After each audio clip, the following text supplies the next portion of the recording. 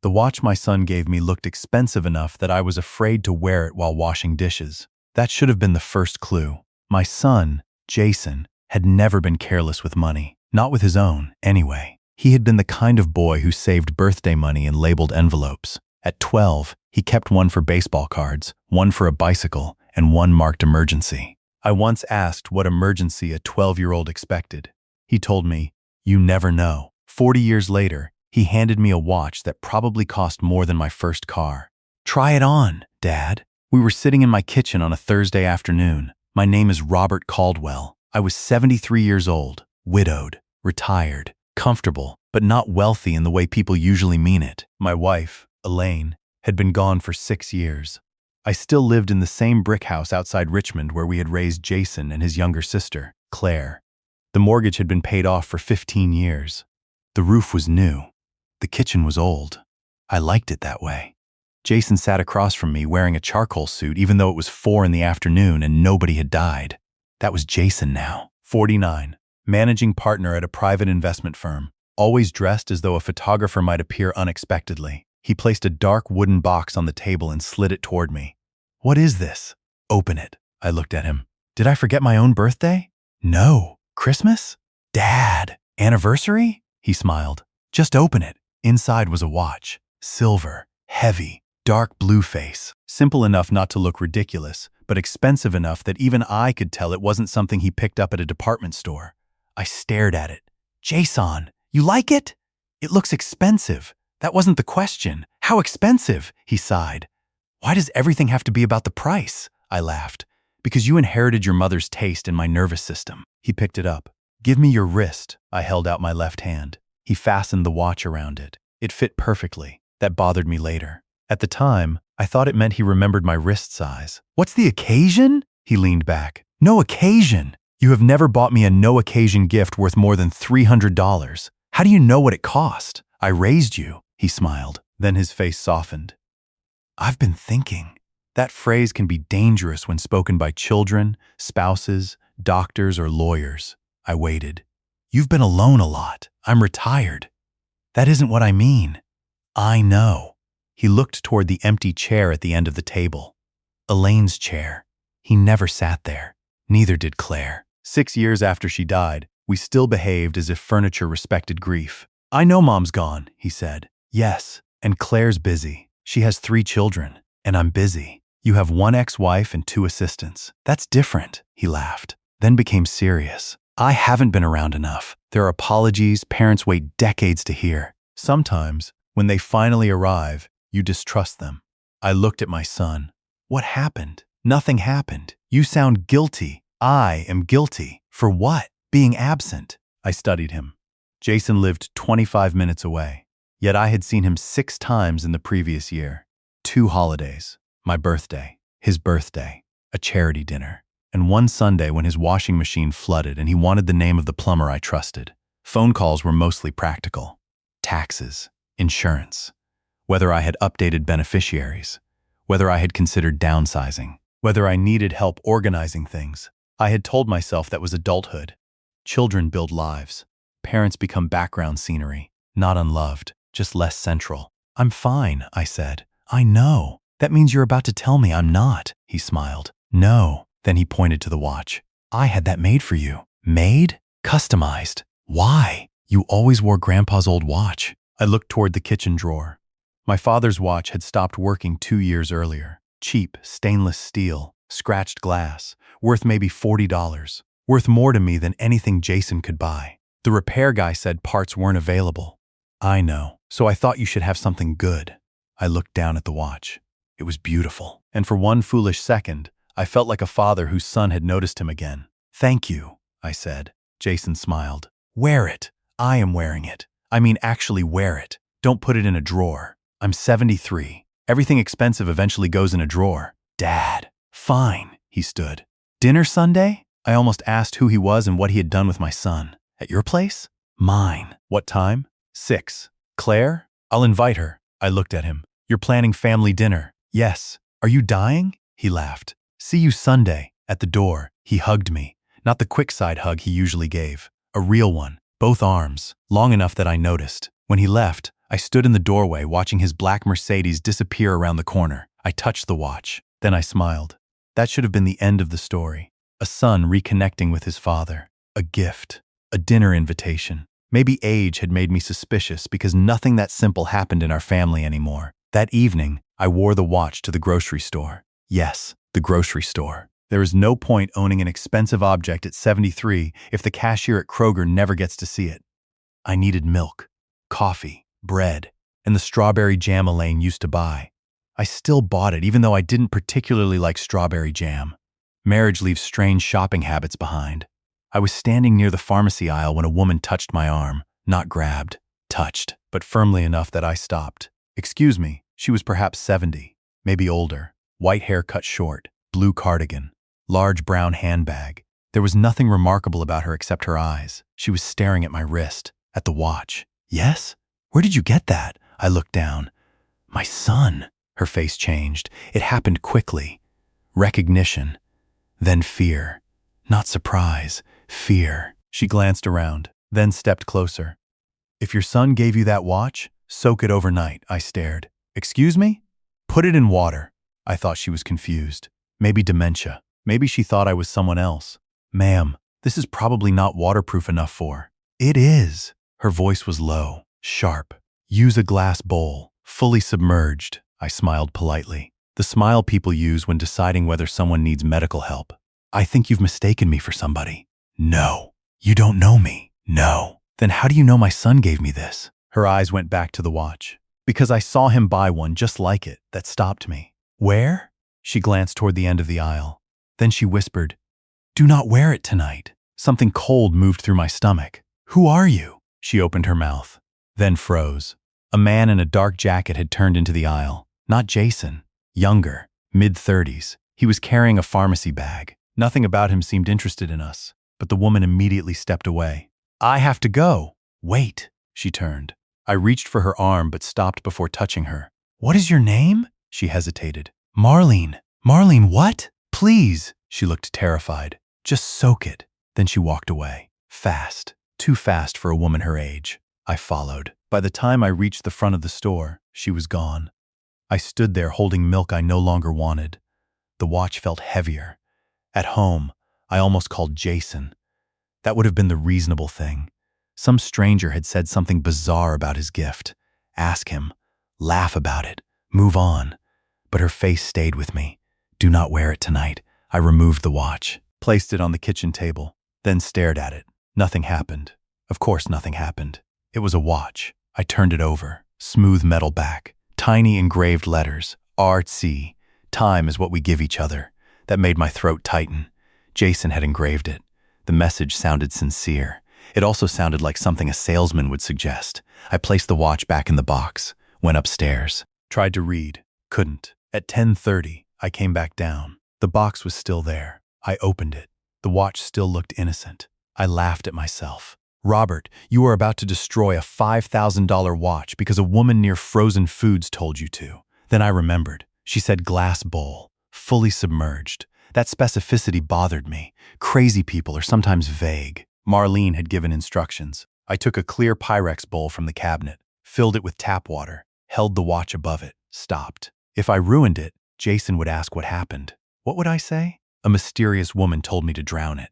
I put the watch back down, walked away, returned. Finally, I said, if it dies, I'm blaming you, Marlene. I lowered it into the water. The watch sank. Nothing. I left it on the kitchen counter. Then I went to bed. I woke at 2:13 in the morning. No reason. I usually slept well. Elaine had been the insomniac. I walked downstairs for water. The kitchen was dark. Moonlight came through the window. The bowl sat where I left it. For a second, I thought I saw something flashing. Tiny. Green. I turned on the light. Nothing. I leaned closer. The watch face was dark. The second hand had stopped. Great! I had destroyed it.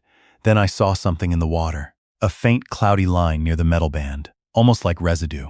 I lifted the bowl. The watch shifted. Something moved beneath the back plate, not inside the watch, under it. A tiny black square loosened from a seam near the clasp. I stared. It was smaller than my thumbnail, covered in clear adhesive. I reached into the water and pulled the watch out. The black square remained stuck halfway beneath the strap. I used a butter knife. Carefully, it came free. Tiny circuit board. I knew enough electronics from years as an industrial engineer to know it was not part of a normal mechanical watch. There was a battery, a small chip, and what looked very much like an antenna. I stood alone in my kitchen at 2 in the morning, holding something my son had hidden inside a gift. My first thought was tracking device. My second was worse.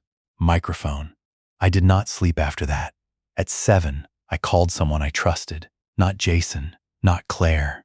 My old friend Harold Benson.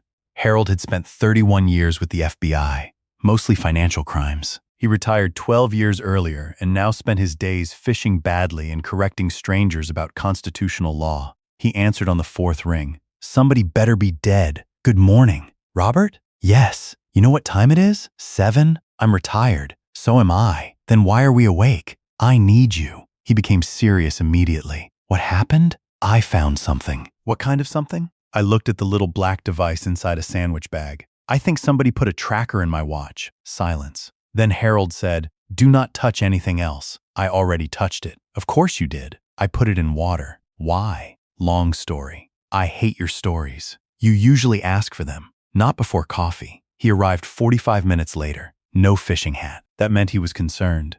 He placed the bag on the table, used reading glasses, then looked at the watch. Where did this come from? My son. He looked at me. Jason? Yes. Why would Jason give you a bugged watch? I was hoping you'd tell me. He examined the device. I'm not an electronics expert. You know people. I know everybody. That's why I called. He looked at the bowl. Why did you soak it? I told him about Marlene. He stared. An older woman at Kroger. Yes. Told you to soak a luxury watch. Yes. And you did. Yes. Have you considered that retirement has affected your judgment? Yes. He leaned closer to the device. The water probably loosened the adhesive. That's what I thought. Could be Bluetooth. Could be tracking. Could be audio. Could be nothing. Harold looked at me. It is not nothing.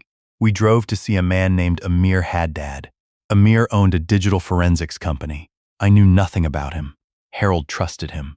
That was enough. His office occupied part of a converted warehouse. He wore jeans, no tie, and looked about 38. He examined the device under a magnifier, then looked at us. This is a GPS LTE tracker with audio capability. My stomach tightened. Audio? Triggered recording or live audio depending on firmware. Someone can listen? Potentially? To me? If it was active, Harold asked. Water damage? Yes. Recoverable? Maybe data logs. I stared at Amir. Can you tell who was receiving it? Not immediately. How long has it been active? We'll inspect. He turned the watch over. This was professionally installed. By the manufacturer? No. Why? The cavity isn't factory. He showed us a tiny milled groove beneath the rear casing. Somebody modified the watch. I thought of Jason fastening it around my wrist. Wear it. Actually wear it. Not in a drawer. My chest tightened. Harold noticed. Sit down. I'm fine. You look like you're going to punch a computer. I'm fine, Amir said. Do you know who gave you the watch? My son. He stopped. Oh, exactly. Oh, Harold asked. Could it be some safety thing? Elder tracking? Without telling me? No, not Jason. He knew I would have objected, but maybe that was exactly why. Can it collect location history? Harold asked. Likely. Audio? Yes. Remote activation? Yes, I said. How far? Anywhere cellular service works. That meant not just my home.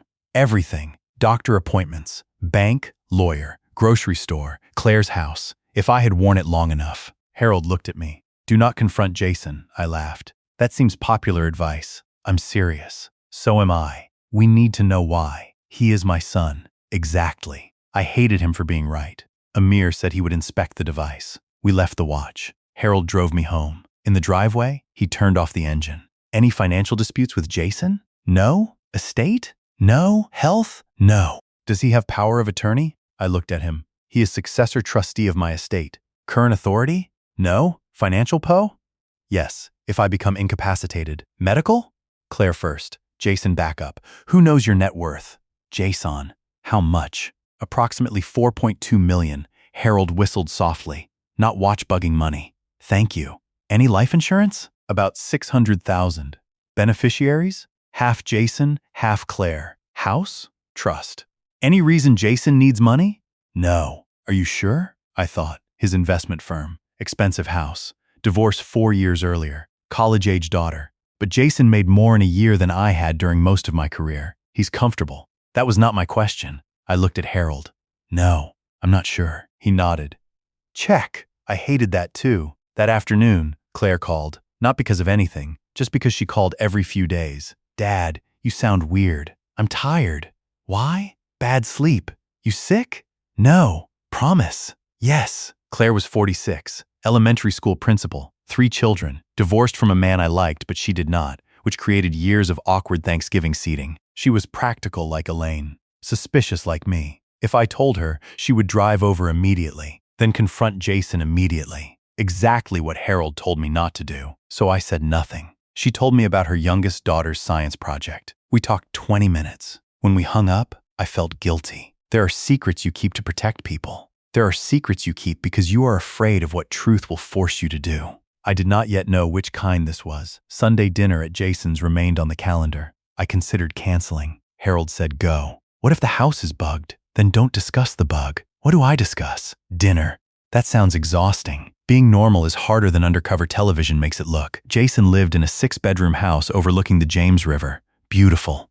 Modern. Too much glass. His daughter, Olivia, was 20. Home from college for the weekend. Claire came with 2 of her children. Normal family dinner. Jason cooked steaks. He had always been good at steak. At one point, he looked at my wrist. Where's the watch? I had prepared. Bedroom drawer. His expression changed. Tiny. Why? Too expensive. Dad! What? I told you to wear it. I wore it. For one afternoon. I was afraid I'd scratch it. It's made to be worn. So was my knee. Look how that went. Claire laughed. Jason did not. He poured more wine. Bring it next time. I looked at him. Why does it matter? Silence. Then he smiled. It doesn't. I just wanted you to enjoy it. Across the table, Claire glanced at him. She heard something too. Maybe only tension. Dinner continued. After dessert, Jason asked me to come into his office. My pulse increased. He closed the door.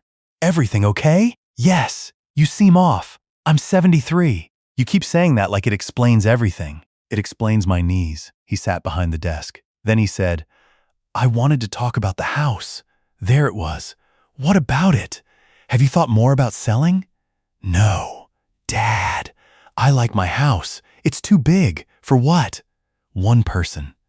The extra bedrooms don't complain. Maintenance. I pay people. Stairs. I use them, he sighed. Claire said you almost fell last month. I frowned. When? She said you tripped carrying laundry. I caught my foot. Exactly. That is not a medical diagnosis. I'm worried. I studied him. Was this concern or setup? The watch changed every normal question. That was its second violation.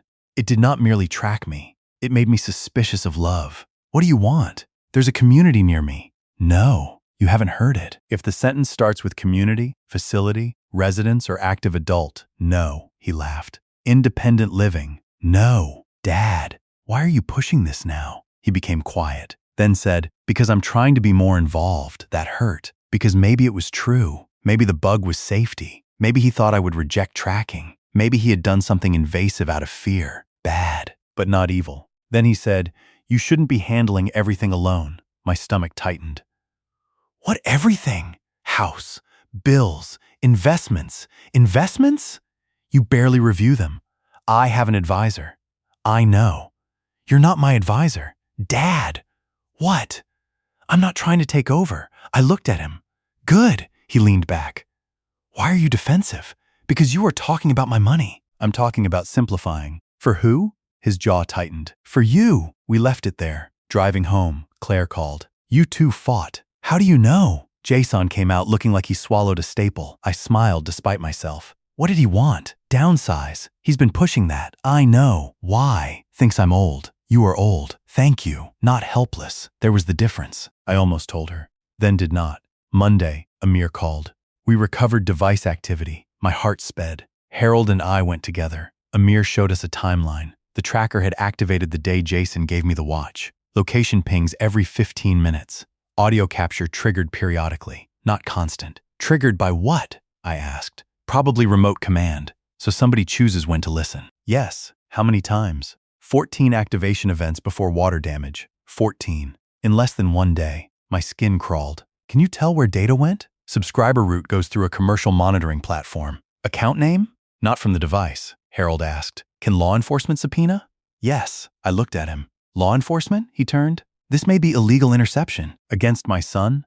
Against whoever, I stood. No police yet. Robert. No, he bugged you. We don't know it was him. He gave you the watch. He may not know. Harold stared. Who else had it? Exactly. I thought of Marlene. She saw Jason buy one just like it. Where? Who installed it? Why warn me? I said, find Marlene. Harold looked irritated. How? You're retired FBI. That does not make Kroger produce old women on command. We have store cameras. Police need cause. Private investigator. Harold sighed. You watch too much television. Is that a yes? He knew someone, of course. A former detective named Denise Morales. Denise reviewed store video with cooperation from a manager who knew Harold. Marlene appeared. She paid cash. No loyalty card. But cameras caught her license plate. Marlene Haskins, 71. Address 12 miles away. We did not go immediately. Denise did. Marlene refused to talk. When Denise mentioned my name, she closed the door. That frightened me more. Then 2 days later, Marlene called me. Unknown number. Mr. Caldwell? Yes. This is Marlene. I sat down. Why did you warn me? Silence. Please. I shouldn't have, but you did.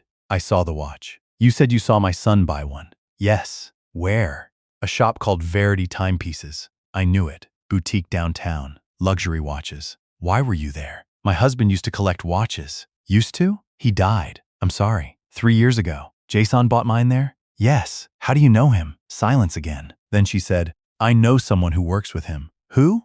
I can't. Marlene, there was a tracker and microphone inside the watch. She inhaled sharply. So I was right? You knew? I suspected?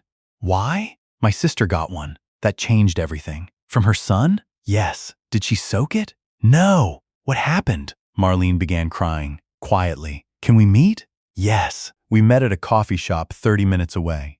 Public. Harold came but sat separately. Marlene looked smaller than I remembered. She kept both hands around a cup she barely drank. Her sister's name was Evelyn Brooks, age 76, widowed, 2 sons. One of them, Grant Brooks, worked with Jason at the investment firm. What happened to Evelyn? Marlene took a breath. 2 years ago, Grant started telling everyone she was forgetting things. Was she? Normal things. Like?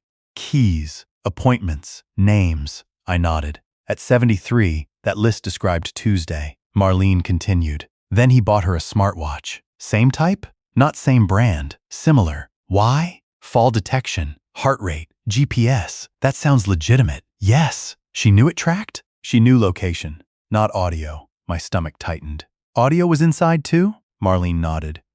We found out later. How? After she moved. Where? Memory care, I stared. Did she have dementia? No. Marlene's voice hardened. She had a urinary infection. I knew infections could cause confusion in elderly people. Temporary, sometimes severe. Grant used episodes during the infection to argue she was unsafe. Did doctors diagnose dementia?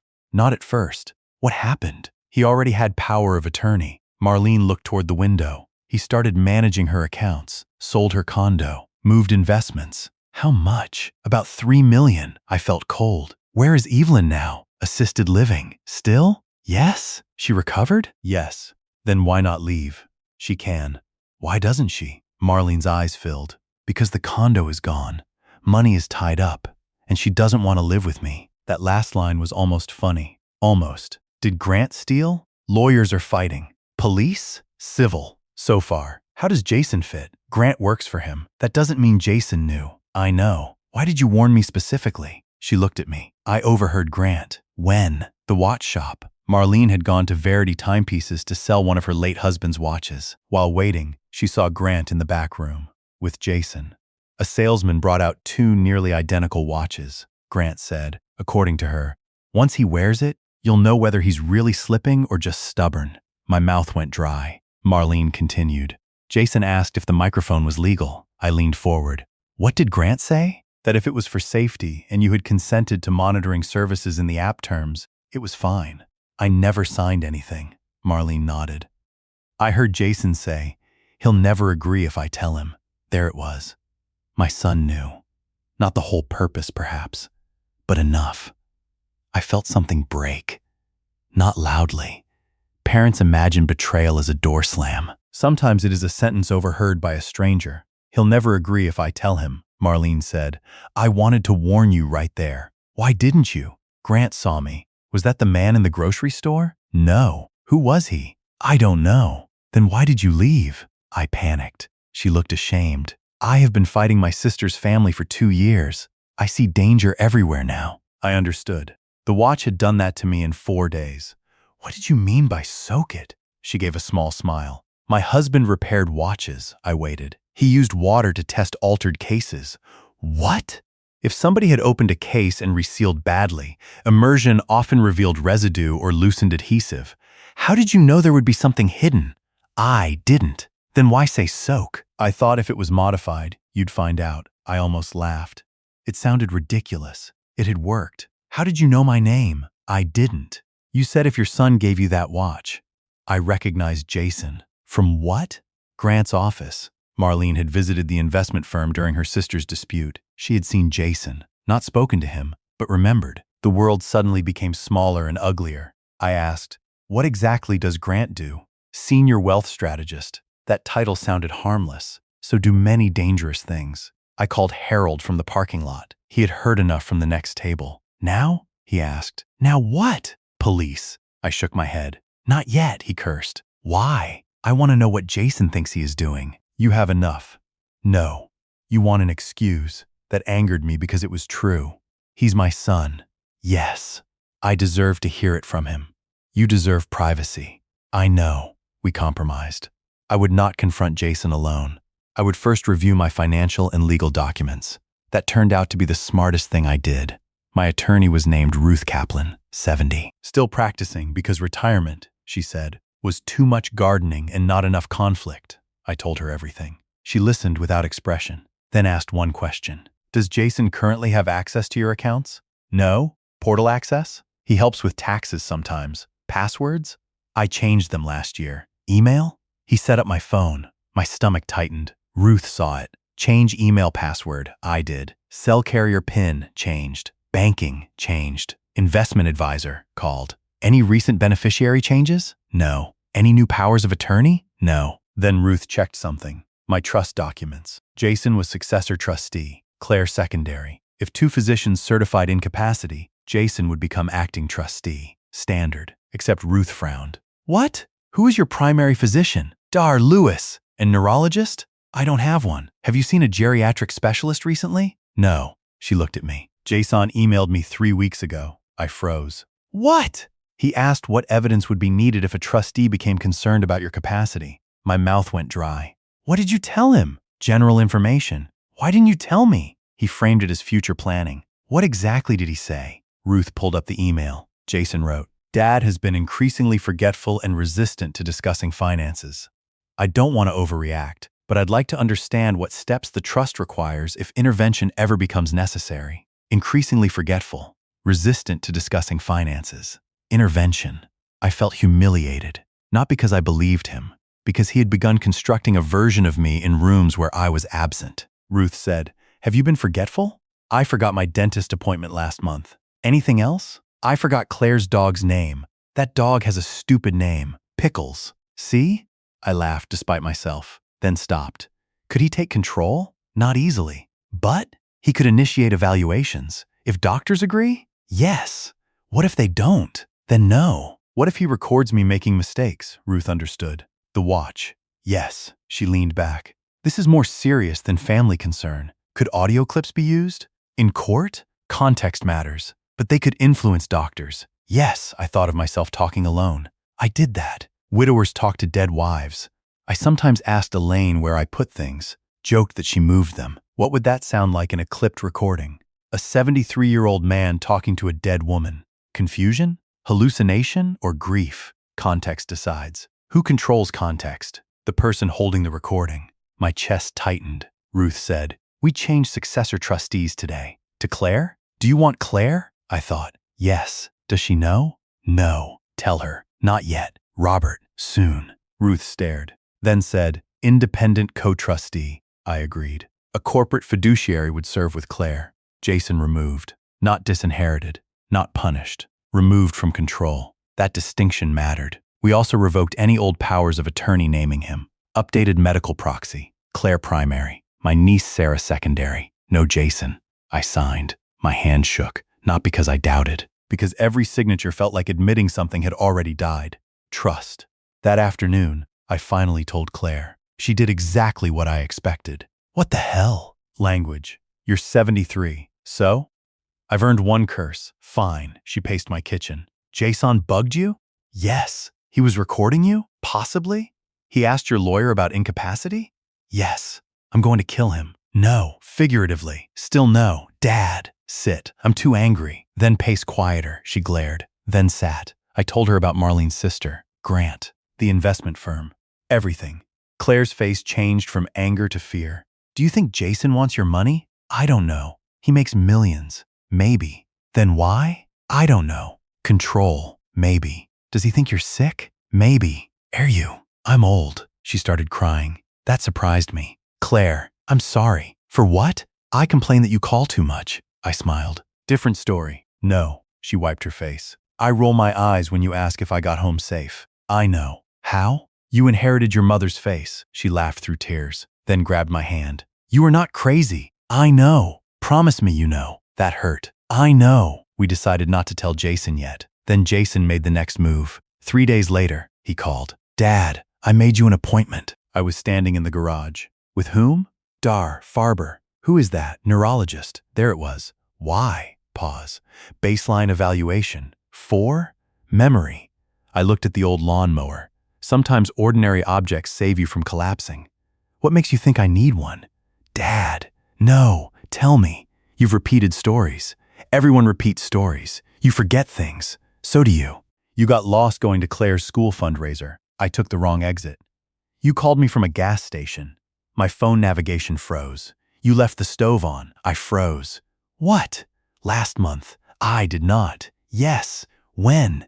You told me, no. You said you burned a pan, I remembered. I had put soup on low heat and answered the door. I returned 8 minutes later. Soup scorched. Stove was not left unattended for hours. But again, context. You are building a case. Silence. What? The words were out. I could not pull them back. What case? Against me. Dad, why did you put a tracker in the watch? Complete silence. 5 seconds. 10. I could hear him breathing. Then, what are you talking about? Don't. Dad, I don't know what. There was a microphone. Silence. How did you find it? Not what microphone? How did you find it? That was confession enough. I closed my eyes. Why? Dad, why? It was for safety. Without telling me. You wouldn't agree. That is not consent. I knew you'd react like this. Like what? Object to being secretly recorded? It wasn't supposed to record private conversations. It had audio capability for emergency detection. That is not what I was told. By who?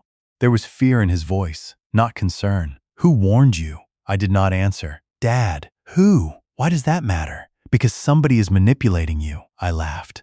That was clever. You think I'm being manipulated? Yes. By the woman who told me about the device you hid? Who is she? Never mind. Is it Marlene Haskins? Everything stopped. He knew. How do you know Marlene? Jason swore softly, then said, Grant told me she's been harassing people. Grant. Yes. Evelyn's son. Silence. So you know about Evelyn. Yes. You know what Grant did. No. You work with him. That does not mean I endorse family accusations. Marlene says he used tracking and recordings to claim Evelyn was incompetent. That is not what happened. Then what happened? Evelyn was unsafe. Temporary infection. Dad, you have no idea. And you thought you'd try his method on me? That is not fair. Then explain, he exhaled. Can we talk in person? No. Dad, no. I surprised both of us. I am not meeting you until you explain why you secretly monitored me. I told you. Safety. Why the neurologist? Because I'm worried. Why ask Ruth about taking control? Silence. Long. Then Jason said, she told you. No. I asked. He sounded angry now. Dad, you're proving my point. What point? You're escalating. I almost laughed. You bugged me. I gave you a safety device. Hidden. Because you reject help. I reject surveillance. You reject everything. There. Emotion. Real. You won't move. You won't simplify. You won't let me manage investments. You won't even use the meal service I set up. Because I can cook. You eat cereal for dinner. Sometimes, you talk to Mom. I went still. How do you know that? Silence. The watch. My chest tightened. You listened. Dad. You listened to me talk to your mother. I heard one recording. You heard me in my house. It auto-triggered. You listened. I was worried. I could barely breathe. You listened to a private conversation between me and my dead wife. It wasn't a conversation, that sentence. I will remember it until I die. It wasn't a conversation, as though grief required another living person to count. I hung up. Then I sat on the garage step and cried, not because of money, not the trust, not the tracker, because Jason had entered the one private place Elaine and I still shared. I knew she was dead. I was not confused. I talked to her because 48 years of marriage creates sentences that still need somewhere to go. Elaine, where did I put the scissors? Elaine, Claire's boy looks just like her. You would hate this wallpaper. Stupid things. Tender things. Mine, he heard, then called them evidence. Claire came over. I did not tell her that part immediately. When I did, she became quiet, then said, I hate him. No, I do. No, Dad. You can hate what he did. She looked at me. Is there a difference? Yes. I needed that difference. Because Jason was still the child Elaine carried, still the boy with labeled envelopes, still the man who hugged me when he gave me the watch.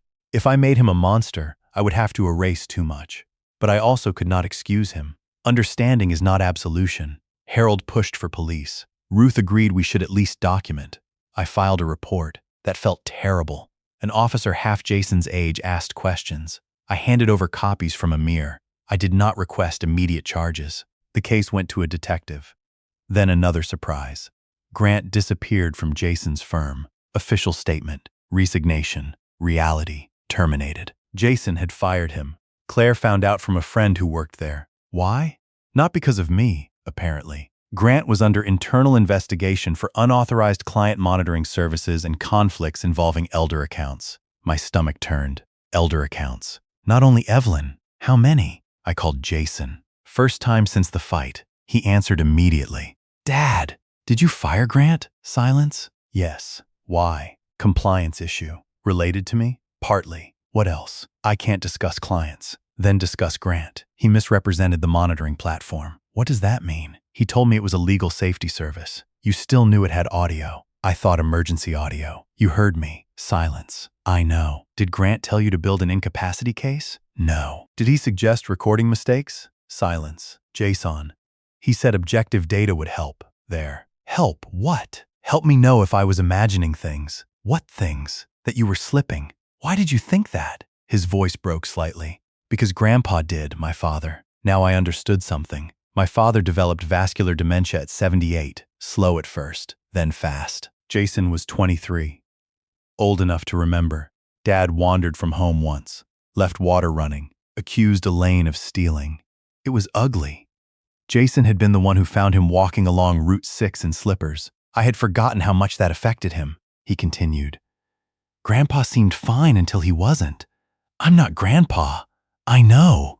Do you? No. Honest. Finally. I started noticing things. What things? You repeating yourself, asking me the same questions, calling because you couldn't find things. Normal aging. Maybe. So you bugged me. I wanted data. On your father. Yes. Without consent. Yes. There it was. He sounded exhausted. I thought if I told you, you'd change how you acted. Of course. That was the point. That is not safety, Jason. That is surveillance. I know. Do you? Yes. Silence. Then he said, Grant showed me recordings from his mother. My stomach tightened. What? He said they proved she was declining. Did you know context? No. He convinced you. Yes. Why? Because I was scared, not greed, fear, maybe. But fear does not excuse violating someone. Still, the story shifted again. Why the house? I asked. What? Why push me to sell? I want you near me. You barely visited. I know. Why now? Because after the divorce, Olivia left for college, and I realized he stopped. What? I'm alone too. That surprised me. Jason, in his 6-bedroom house, alone. Maybe family problems are often people trying to fix loneliness with control. I thought if you moved closer, I could keep an eye on you. Keep an eye. You know what I mean. I am starting to hate that phrase. He almost laughed, then said, I messed up. Yes, I know. No, not yet. Silence. What do you want me to do? That was the question. I did not know. Give me space, he inhaled. How much? I don't know. Dad, you took away my privacy. I get to choose the distance, he said quietly. Okay. He did not call for 2 weeks. I missed him. That made me angry. Not at him. At biology. Parents remain parents after children become dangerous to their peace. Meanwhile, the investigation into Grant widened. Evelyn's family attorney contacted Harold. Grant had encouraged at least 4 clients to use hidden monitoring devices with elderly parents or spouses. He framed them as safety tools. In 2 cases, recordings later appeared in capacity disputes. Was Jason part of that? No evidence. He was Grant's boss, but the firm insisted Grant operated outside policy. Jason cooperated, turned over emails. One email embarrassed me. Grant to Jason. If your dad resists monitoring, just treat the watch as a gift. Once you have a baseline, you'll know if intervention is necessary. Jason replied, I'm not comfortable recording him secretly. Grant, you aren't recording. System flags concerning events. Jason, can audio be disabled? Grant, yes, that mattered. Audio had not been disabled. Did Jason know? Later emails suggested he learned after activation, then listened anyway. So not innocent, not mastermind. Again, complicated. Grant faced criminal investigation over unlawful interception and financial exploitation tied to his mother's estate. His attorney denied everything. Evelyn regained control of most remaining assets after a court-appointed evaluation found no dementia. Her condo was gone. That could not be restored. But she moved into a small apartment near Marlene. I met her once. Evelyn was tiny, sharp, funny. She looked at me and said, So you're the watchman? Apparently. My sister thinks she's Sherlock Holmes, Marlene said. You're welcome, Evelyn smiled, then became serious. My son was afraid too. I looked at her. That's what everybody says. No, she shook her head. Grant was greedy, but before greed, fear. What fear? He saw his father lose everything to Alzheimer's. Her husband had Alzheimer's. I did not know. He became obsessed with control, she said. Accounts, medical forms, cameras. Did he love you? Yes. Then how? Evelyn gave me a sad smile. Love is not automatically respectful. That sentence stayed. Love is not automatically respectful. Jason loved me. I believed that. But he had not respected me. Both. A month passed. Then 2. Jason sent 1 email. No pressure, no defense. Just, Dad, I started therapy. I know that sounds like something Claire probably told me to do. She didn't. I'm trying to understand why I convinced myself fear gave me permission. I'm sorry. I won't ask you to respond. Jason. I did not respond. Not immediately. Claire thought I should. Harold said no rush. Ruth said nothing because lawyers occasionally understand emotional boundaries. I started seeing a neurologist anyway. My decision. Not Jason's. Dr. Farber. The same one Jason had scheduled. I almost chose someone else out of spite. Then realized spite is expensive when it affects medical care. I canceled Jason's appointment and booked my own. I told Dr. Farber why. Everything. He did cognitive screening, then more detailed neuropsychological testing. Hours. Memory. Language. Patterns. Drawings. I hated it. At the end, results showed mild age-related memory changes. No dementia. No mild cognitive impairment. Normal, I asked. Are you sure? He smiled. As sure as medicine allows. My father had vascular dementia. We'll monitor. Could Jason have reasonably worried? Yes, that surprised me. Really? Yes. Enough to record me? No, clear. I liked him, he continued. Family members often notice changes before patients do, but concern does not replace consent unless safety has crossed a very high threshold. I nodded. What should he have done?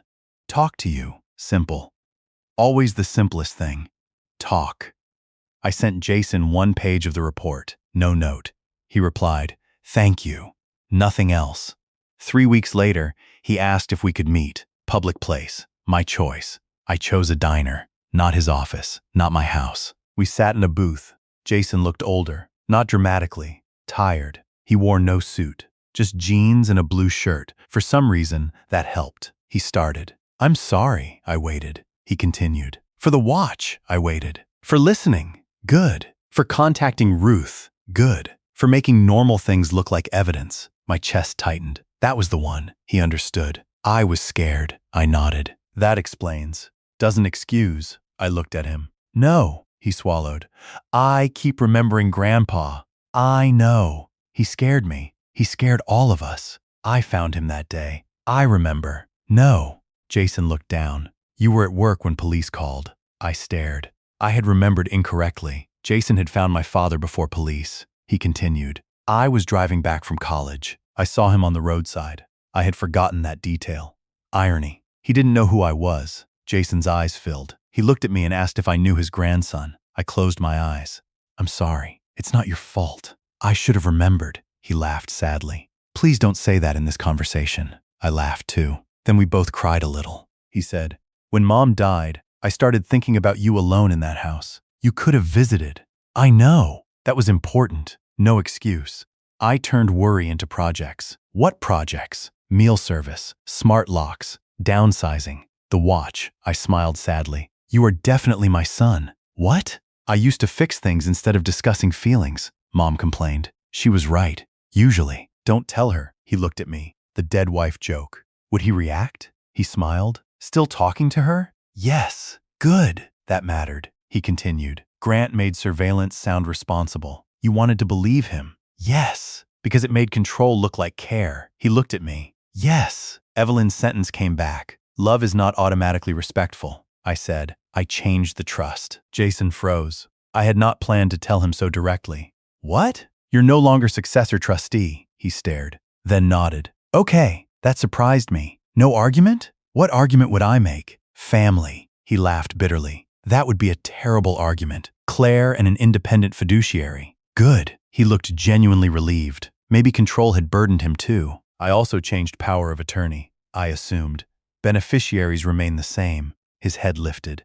I wasn't asking. I know. You didn't cut me out?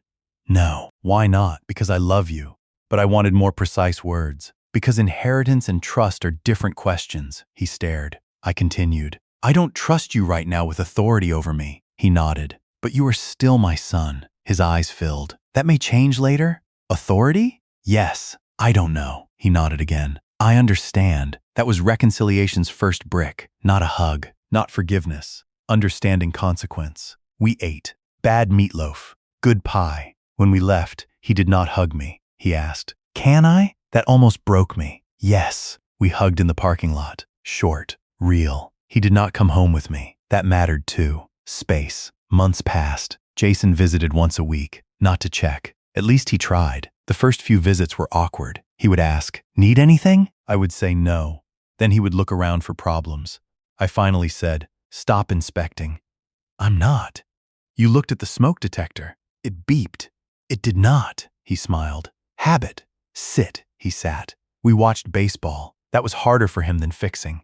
Good. Claire teased him. She remained angry longer than I did.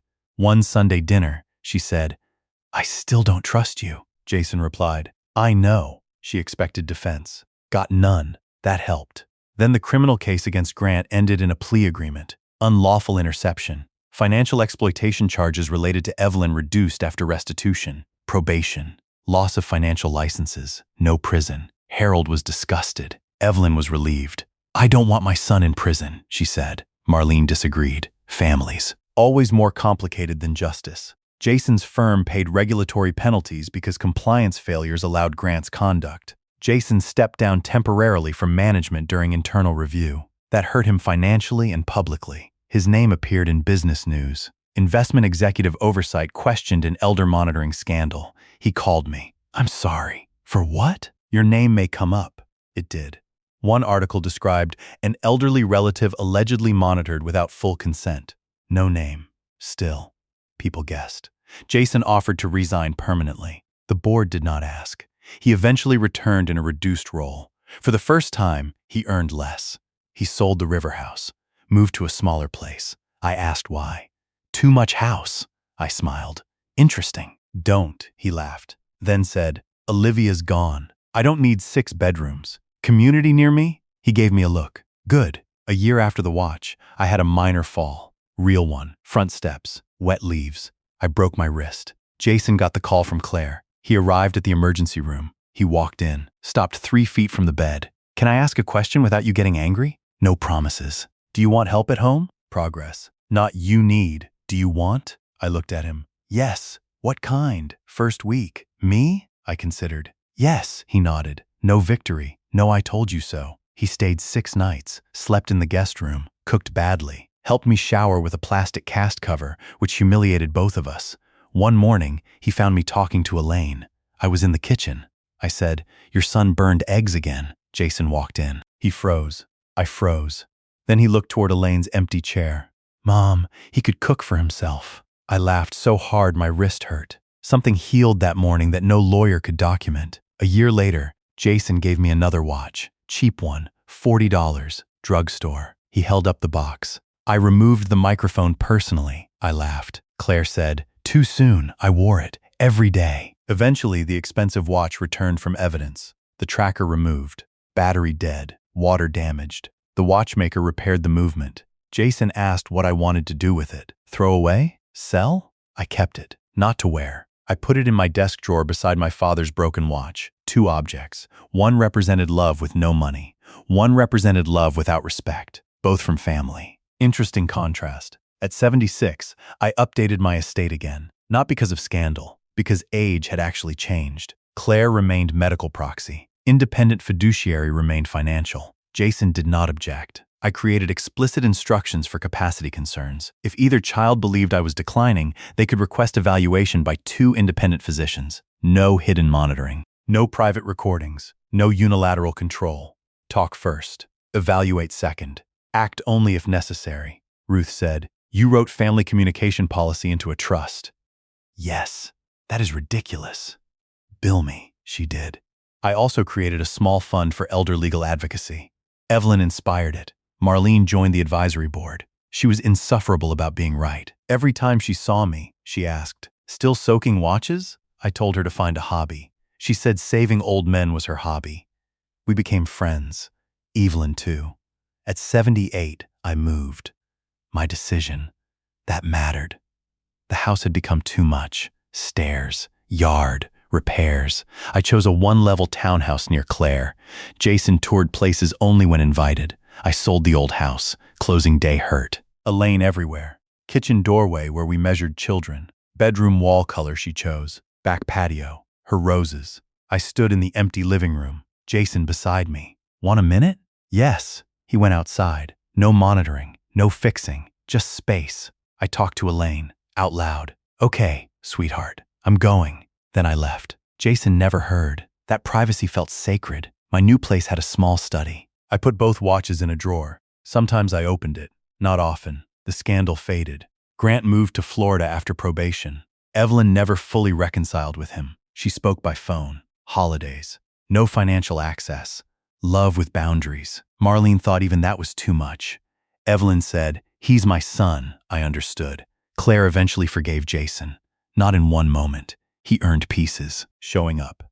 Apologizing without asking her to stop being angry. Helping with her children. Not making every problem about his guilt.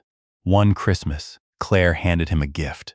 A toy surveillance camera. He laughed until he cried. That was when I knew. Humor had returned. At 80, I had another memory evaluation. Still normal for age. Slower. Some word-finding issues. Nothing alarming. Jason came only because I invited him. Dr. Farber reviewed results. Stable. Jason exhaled. I saw relief. Afterward, in the elevator, he said, "I wish I'd done this right the first time." How? Asked. Yes. I was afraid you'd say no. I might have. What then? You wait until there's enough reason, he nodded. That's the hard part. Yes. Care often feels unbearable because sometimes respect requires watching someone make choices you dislike. Parents know that. Children learn later, I told him. When you were 19, you rode a motorcycle, he smiled. Mom hated it. So did I. You gave me helmet money. Yes. Why? Because I couldn't stop you, he laughed. Point taken. Love without control. We had both failed it in different generations. At 81, Jason called one night. Dad. Yes, I'm scared. That was unusual. What happened? Olivia is pregnant, I smiled. You're going to be a grandfather. I know. You sound like someone died. What if I screw it up? I laughed. Guaranteed. Helpful. You will worry too much. Yes. You will give advice nobody wants. Probably. You will believe your fear is wisdom. Silence. He understood. I continued. Ask before helping. He laughed softly. Yeah. Then help anyway sometimes. Contradictory. Grandparenting. Olivia had a little boy, Ethan. Jason became ridiculous. Photos every day. Baby monitors. Sleep sensors. Air quality. At one point Olivia said, Dad, stop tracking the baby. I nearly fell out of my chair laughing. Jason looked at me. Don't. I said nothing. My face did enough. History learned through comedy. When Ethan was 3, Jason brought him to visit. The boy wandered into my study. Children have legal immunity from privacy. He opened the drawer, found the expensive watch. Pretty. Jason froze. I watched him. He looked at me, then at Ethan. That watch belonged to great-grandpa? No, I said. Your grandpa gave it to me. Ethan looked at Jason. You? Yes. Why don't you wear it? Silence. Jason looked at me. My choice, I said. It didn't work right. Technically true. Ethan lost interest, ran away. Jason whispered, Thank you. For what? For not making me the villain in his story. I looked at him. You're not. I was in that one. You made a bad choice. A terrible choice. Yes, he waited. I said, people are bigger than their worst decision. That was something I had learned slowly. From Evelyn, Marlene, Grant, even myself. Grant had done worse. He still remained Evelyn's son. Jason violated me. He also cared for me after surgery, sat through memory appointments, never again crossed the line.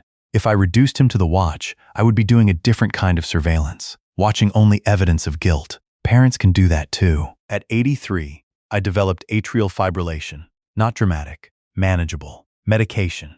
Jason drove me to one appointment, Claire another. Sometimes I went alone. Choice. Always choice. One day, Dr. Lewis asked whether I had advance directives. I laughed. You have no idea, Jason said. He has a constitution. Pretty accurate. The document specified everything. Who decides? How? What evidence? What I want? What I do not? Afterward, Jason said, You know, most people don't write 12 pages about incapacity. Most people weren't bugged by their son. He winced. I smiled. Kidding. Still hurts. Good. Dad. We're allowed some scars. He nodded. True. Marlene died at 79. Stroke. Sudden. Evelyn called me. We attended funeral together. At the service, Marlene's daughter spoke. She said her mother had an incurable inability to mind her own business. Everyone laughed. I cried. Afterward, Evelyn handed me an envelope. Marlene left this. Inside was a note. Robert, if anyone ever gives you another expensive watch, buy a clock. M. I laughed in the parking lot until people stared. I kept the note with the watch. At 85, my memory finally did change, not dementia. Mild cognitive impairment. Real, Dr. Farber explained. Slower recall, greater risk, not inevitable progression. Jason sat beside me. He did not speak first. That mattered. I asked questions. Treatment, lifestyle, follow-up. Then we drove home. In the car, Jason was quiet. What? Nothing, Jason. He gripped the wheel. I'm scared. Me too. Do you want me to do anything? There. The question, I thought. Yes. What? Help me simplify accounts, he nodded. Okay. With Claire, yes. And Ruth, yes. No passwords without me. Absolutely. No devices, he smiled sadly. No devices, except fall detection, he glanced. You want that? Yes. Phone, visible. Consent, written if it makes you happy, he laughed. Very, we simplified. 5 accounts became 2. Automatic bills. Professional management.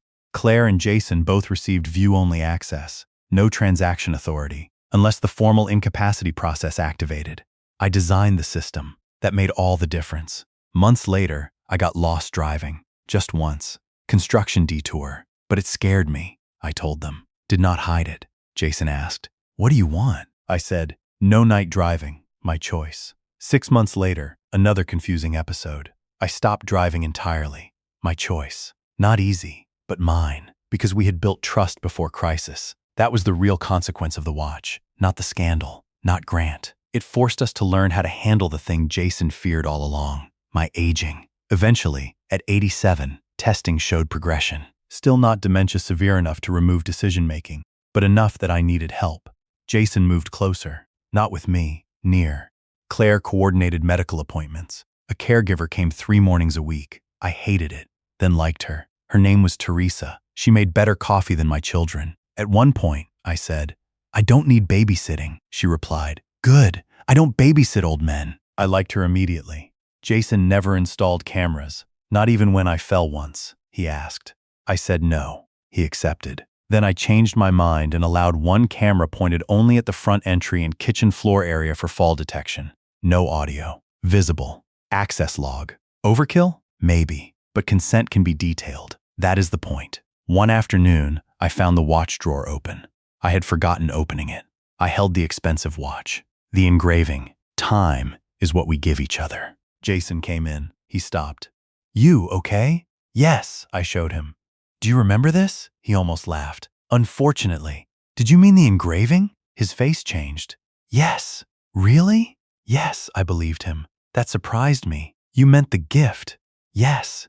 "Then why the tracker?" He sat across from me. "Because I was afraid time was running out there." Finally, the watch. Time.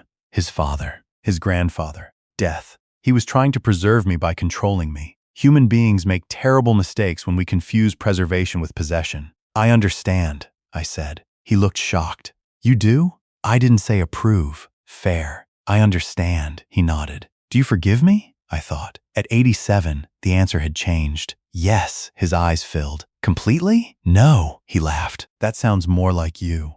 I smiled. "Forgiveness isn't deleting evidence." "No, it's deciding the evidence no longer controls the whole case." He laughed. "Ruth definitely infected you." "Probably." I gave Jason the watch. He refused. "No, take it." "Why?" "I don't want it." "Throw it away." "No." "Dad, you decide." He took it. Years later, Claire told me what he did. He had the tracker cavity permanently sealed, removed every electronic modification, then placed the watch in a shadow box. Beside it, a small plaque. "Care without consent is control." He kept it in his office. Not publicly, for himself. I liked that. At 89, my memory worsened. There are pieces of this later part Claire helped me reconstruct. I want to be honest. Some days became foggy. Names slower. Elaine sometimes felt nearer. I occasionally woke believing she was upstairs, then remembered. Sometimes that hurt again like the first year. But because my children had learned, they did not immediately correct everything harshly. They also did not lie. If I asked, "Where's your mother?" Jason would say, "Dad, she died. Remember?" Then sit with me while I grieved for 5 minutes. Again, that is love with respect, not pretending, not humiliating, holding truth gently. There came a day when the doctors determined I no longer had full capacity for complex financial decisions. The process followed my rules. 2 independent evaluations, written findings. Claire, professional fiduciary. Jason present but not controlling. He had asked years earlier if I might restore him as trustee someday. I never did. Not because I didn't forgive, because forgiveness does not require removing safeguards. He understood. The system activated. My finances continued. Bills paid. Care funded. House eventually sold. I moved into a small, assisted living community. Yes, the thing I refused at 73. By then, I chose it while I still could. Near Claire. Garden courtyard. Good staff. Terrible mashed potatoes. Jason visited twice a week. Claire more. Grandchildren. Great-grandchildren. I was not abandoned. I was not controlled. I was helped. There is a difference. One afternoon, Jason brought Ethan, now 12.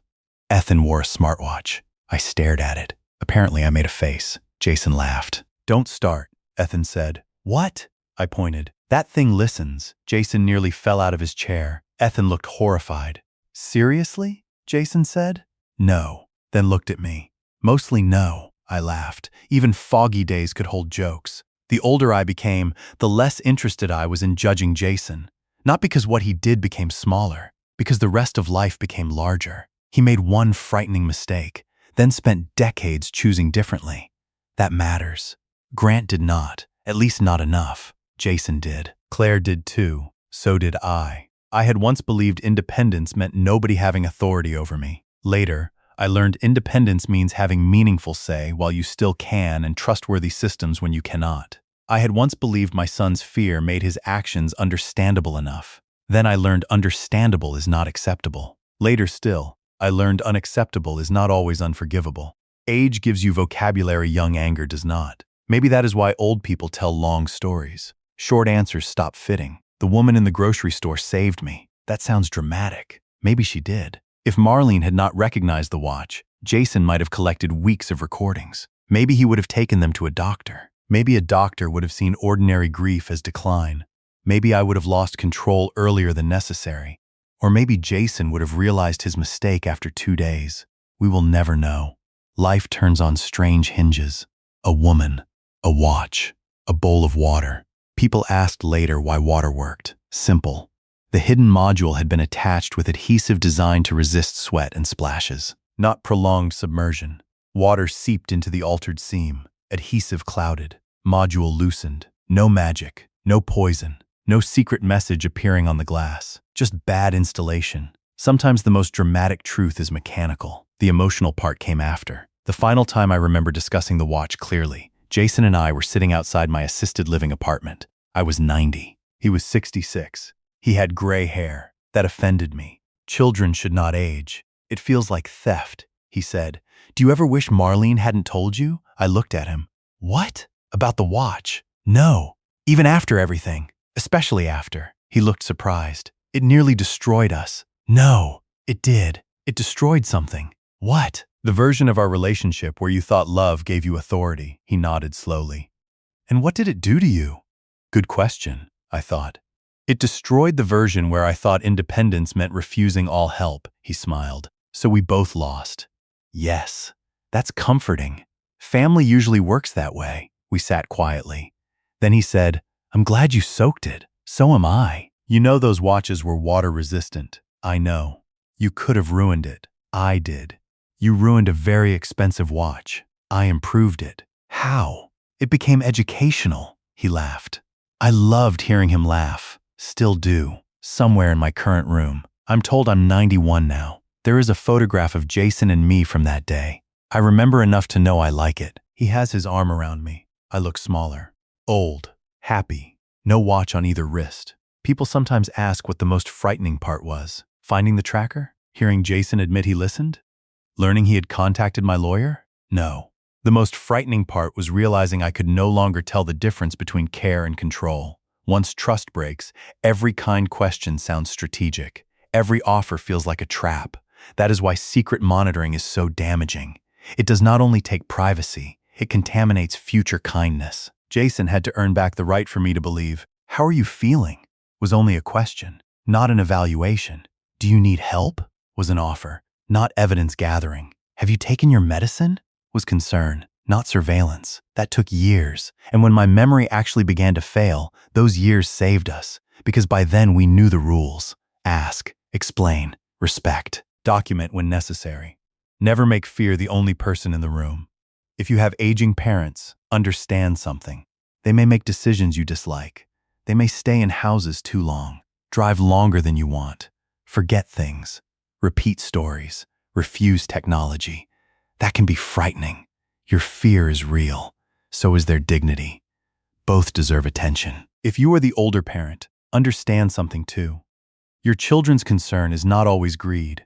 Sometimes fear makes good children controlling. Sometimes they remember watching grandparents disappear. Sometimes they lie awake, imagining you falling where nobody finds you. Listen, but require respect. You do not have to surrender privacy to prove you are cooperative. And if you truly need help, accepting it does not mean losing.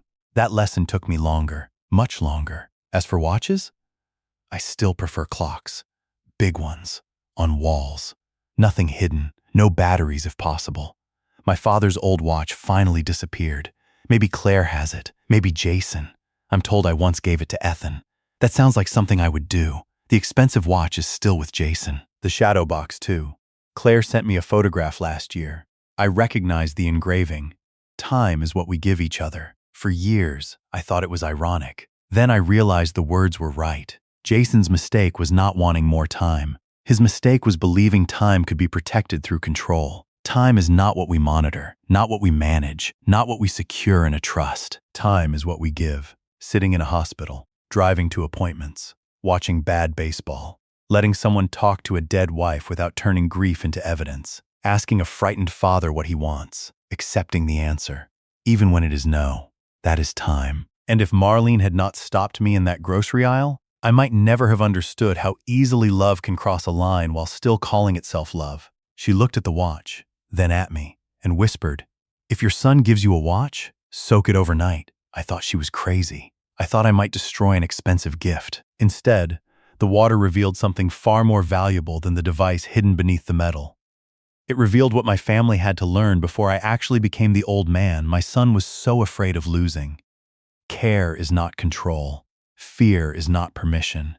Help is not ownership. And love, if it is going to survive age, grief, money, illness, and time, must leave enough room for the person being loved to remain a person. Even when that person is old. Even when he is stubborn. Even when he forgets where he left the scissors. And especially when he says no.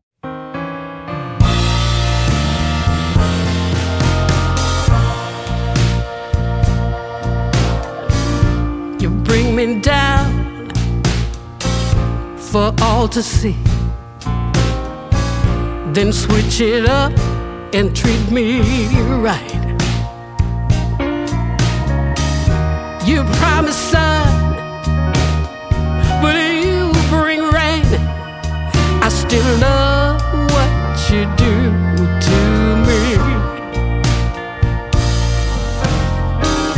The highest highs, the lowest lows. You take me to every extreme. Can't get enough, please let me be. But I love what you do to me.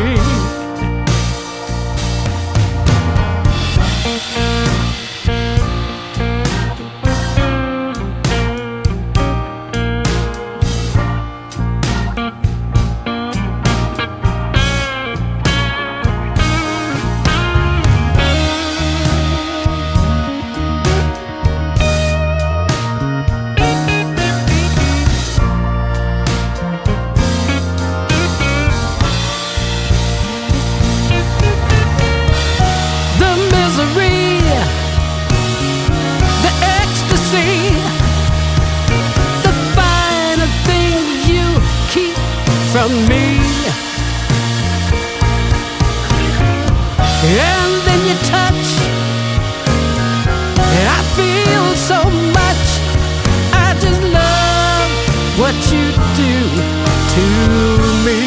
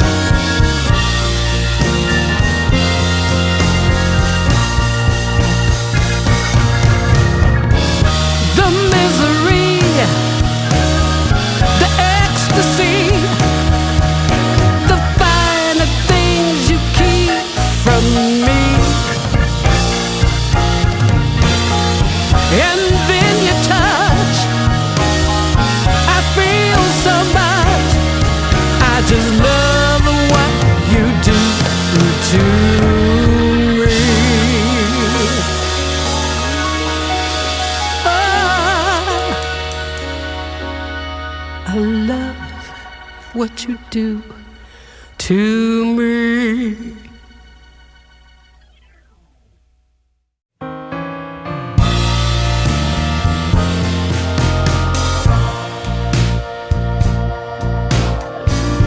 You bring me down for all to see, then switch it up and treat me right. You promise sun, but you bring rain. still love what you do to me. The highest highs, the lowest lows, you take me to every extreme. Can't get enough, please let me be. But I love what you do to me.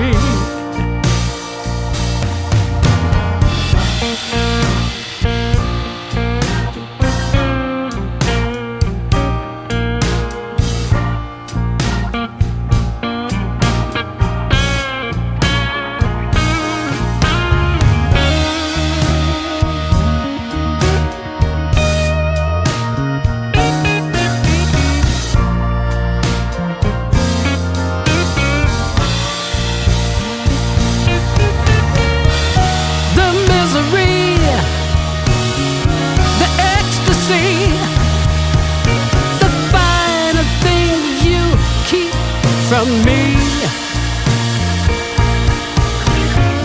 and then you touch, I feel so much. I just love what you do to me.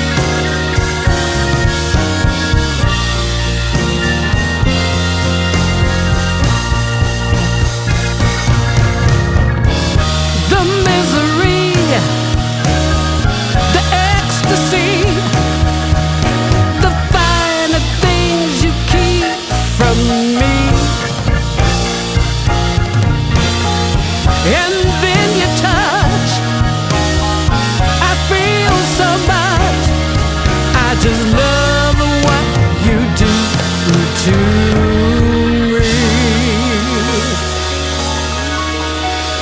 Oh,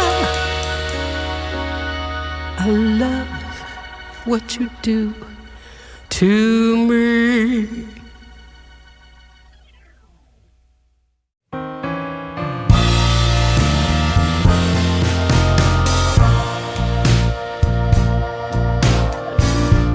Bring me down for all to see, then switch it up and treat me right. You promise sun, but you bring rain. I still love what you do to me. The highest highs, the lowest lows, you take me to every extreme. Can't get enough, please let me be. But I love what you do to me.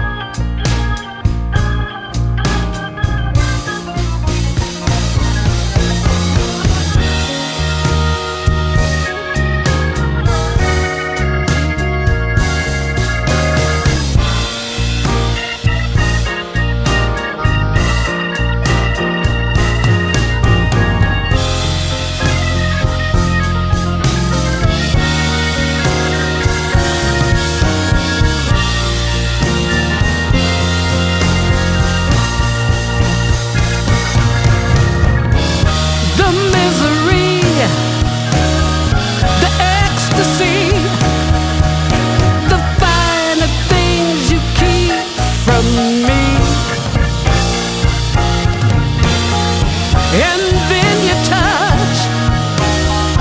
I feel so much. I just love what you do to me. Oh, I love what you do to me.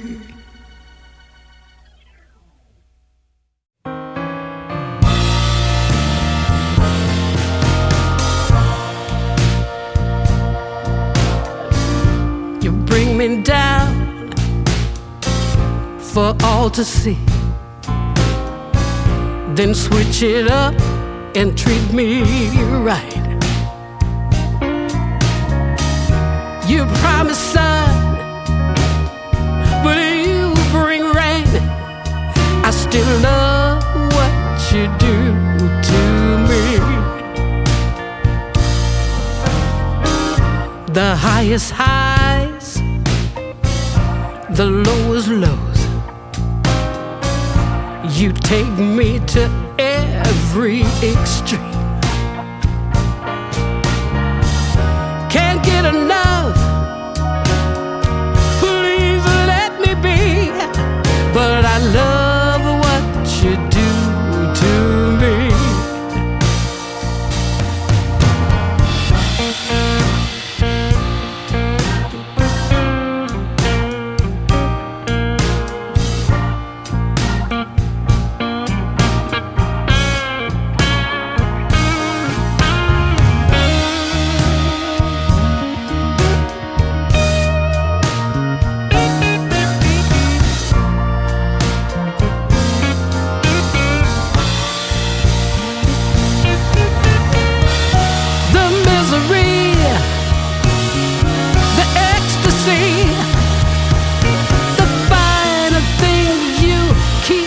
From me, and then you touch, and I feel so much. I just love what you do to me.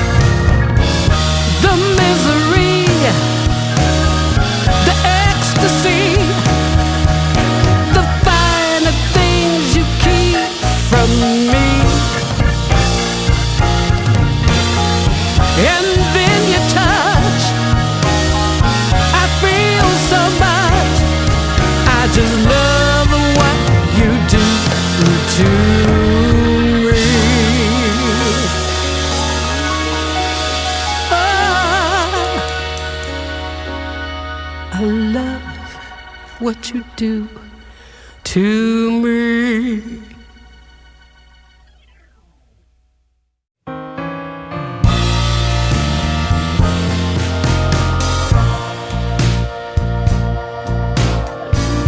You bring me down for all to see, then switch it up and treat me right. You promise sun, but you bring rain. I still love what you do to me. The highest highs, the lowest lows. You take me to every extreme. Can't get enough, please let me be.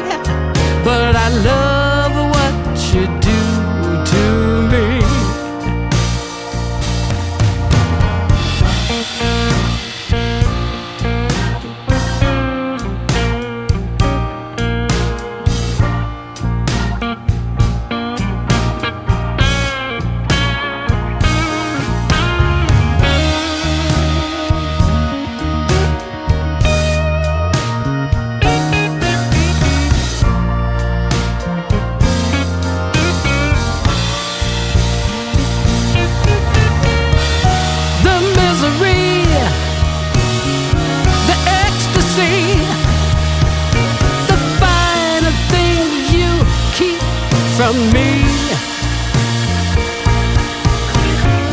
and then you touch. I feel so much. I just love what you do to me.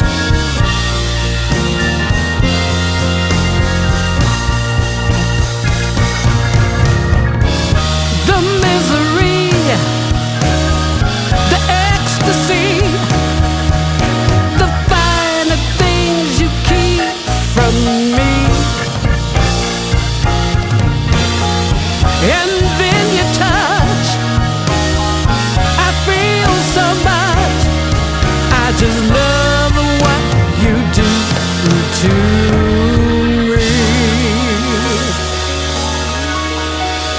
Oh, I love what you do to me.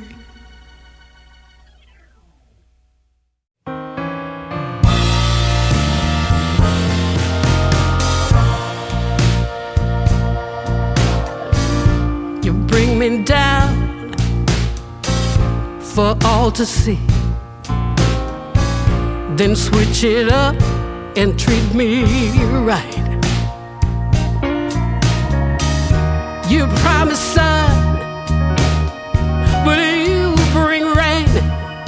I still love what you do to me. The highest highs, the lowest lows. You take me to every extreme. Can't get enough.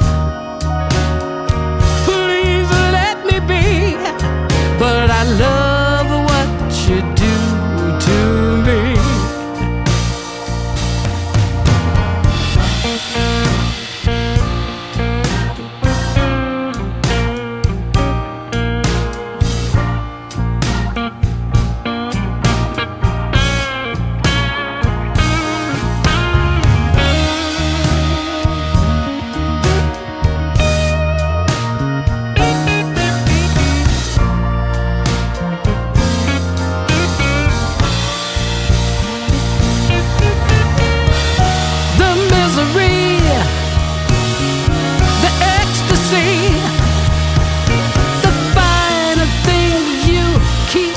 From me, and then you touch. I feel so much. I just love what you do to me.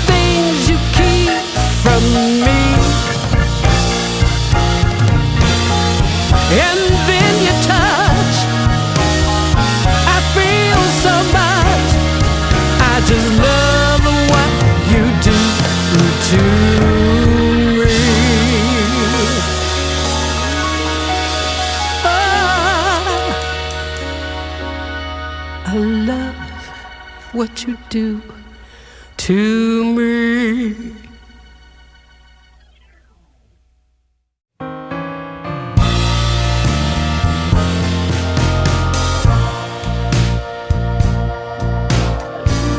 You bring me down for all to see,